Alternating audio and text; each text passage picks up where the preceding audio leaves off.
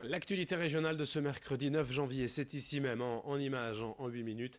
Bonjour à toutes et à tous et merci de votre fidélité. Voici avant toute chose vos prévisions météo avec dans l'ensemble aujourd'hui un temps en couvert et humide, surtout des averses prévues quasiment en continu toute la journée du littoral à la métropole lilloise. Seul peut-être l'intérieur des terres, la Flandre et l'agglomération de Lille profiteront d'un peu d'accalmie cet après-midi, mais globalement le temps restera quand même couvert et humide partout toute la journée. Les températures elles restent de saison de 6 à 8 degrés de prévu cet après-midi. Les prévisions météo complètes après ce journal.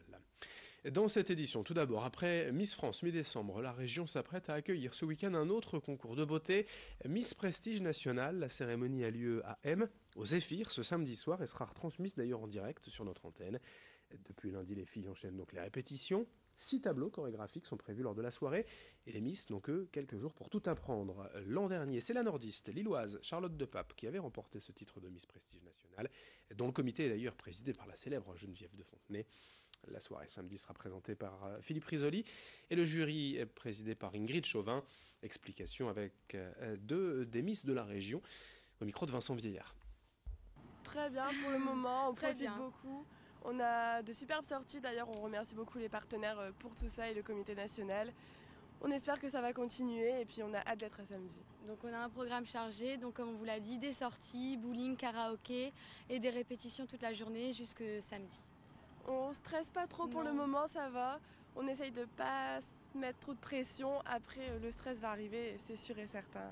On verra. Il faut retenir un moment de l'élection, c'est qu'il faut vraiment profiter à fond parce que ça nous arrive qu'une fois dans la vie.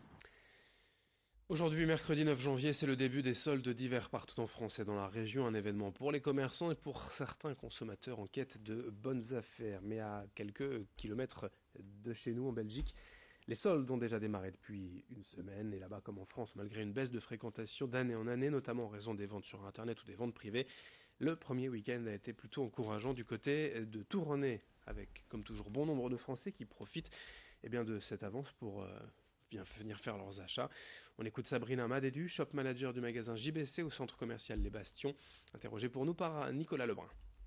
Agréablement surprise, donc un beau trafic ce samedi, un peu plus mitigé ce dimanche, mais voilà, ouais, on a pas mal de clients, on a encore de très bonnes affaires à faire, donc les clients sont au courant que comme la saison a été très douce, il y a encore pas mal de stock en magasin, donc ils ont l'occasion de faire de bonnes affaires. On n'a plus cette grosse foule qu'on avait il y a quelques années, ça c'est un fait certain, mais l'avantage c'est qu'on a encore des clients qui apprécient de venir en magasin.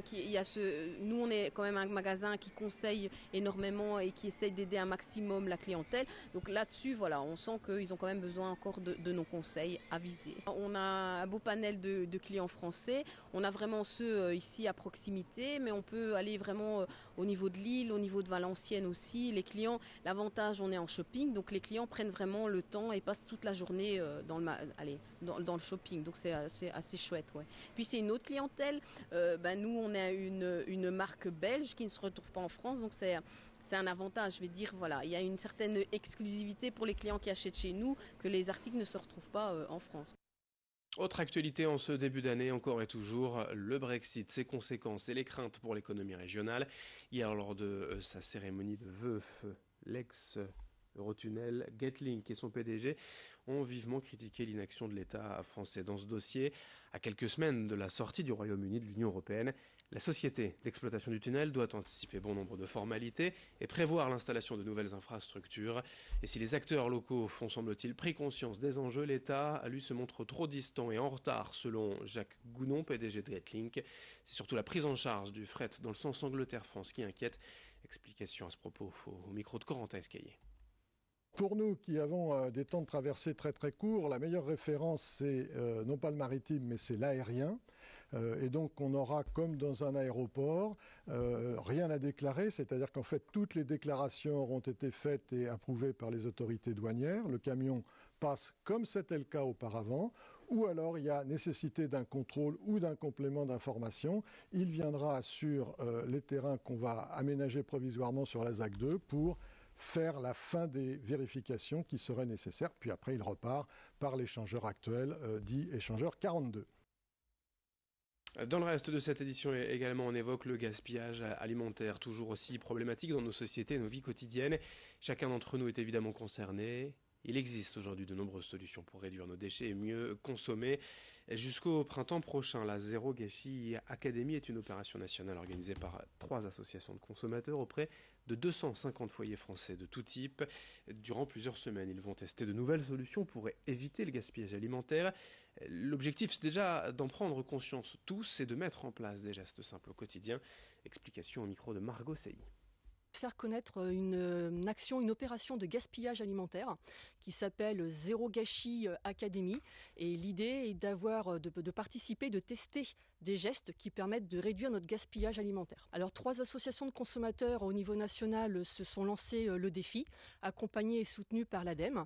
L'ADEME, c'est l'Agence de l'environnement et de la maîtrise de l'énergie. Et donc l'idée, ça va être de relever le défi, qu'on est tous capables de faire un geste et de réduire ce gaspillage. Alors toutes les informations peuvent être retrouvées sur le site de la CLCV, donc www.clcv.org. Et puis pour finir, un titre presque dû chaque année à la région, la meilleure friterie de France est bien évidemment nordiste à Landa. Après d'Orchy, le Germoir remporte le titre cette année. Publié par lesfriteries.com. Sur 15 premières friteries au classement, 13 sont dans les Hauts-de-France. Le succès est évidemment basé sur la qualité des frites, la qualité de la cuisson et puis les avis des clients. Écoutez ainsi Benoît Bernard, le gérant, au micro de Nicolas Lebrun. Ce week-end, on a au moins 40-50% des clients, c'était des nouvelles personnes. Mais bon, une super retombée médiatique, quoi, c'est bon, c'est génial. C'est pas vraiment de secret, hein. On fait les frites naturellement, on prend les pommes de terre à la ferme, cultivées sur la commune par mon beau-frère. On fait dans le gras de bœuf, on cuit au gras de bœuf et les graisses changées très régulièrement. J'ai beaucoup de clients qui redécouvrent les frites. Et encore ce week-end, j'ai un client qui m'a fait super plaisir, qui m'a dit écoute, j'étais fâché avec les frites et depuis que je goûte les tiennes, ça y est, je suis reparti avec les frites, quoi. On voulait le faire une fois, donc on s'était dit ouais, ça serait marrant de le faire et d'arriver premier une fois. Et bah génial, qu'on est arrivé premier au bout de 18 mois d'ouverture. Donc maintenant, bon c'est bon, on se retire et puis on va faire notre petit boulot tranquillement, quoi. Super clientèle. C'est eux qui nous ont poussé à le faire, quoi. Ils nous disaient tous qu'ils sollicitaient aussi leur famille et leurs amis, qu'il fallait absolument qu'on gagne. Donc voilà, donc c'est fait.